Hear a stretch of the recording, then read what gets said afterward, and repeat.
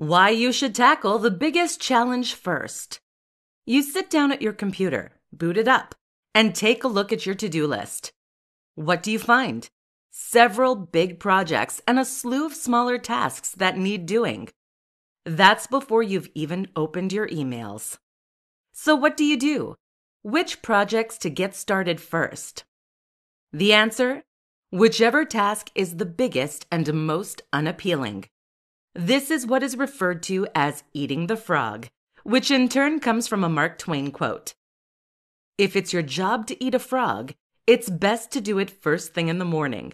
And if it's your job to eat 2 frogs, it's best to eat the biggest one first. Another way to look at this is like so. It's better to have a big project behind you than in front of you. The issue with trying to tackle smaller projects and tasks first is that they have a tendency of building up and running over. If you tackle a long list of to-dos, then you're going to find yourself having to tick a lot of things off before you ever sit down to work. This can leave you exhausted, but it also often means you won't actually have time to accomplish much else come the end of the day. As the day goes on, you also lose willpower and energy, meaning that you will tend to spend longer on those bigger projects. There's now a very real threat of it not getting done.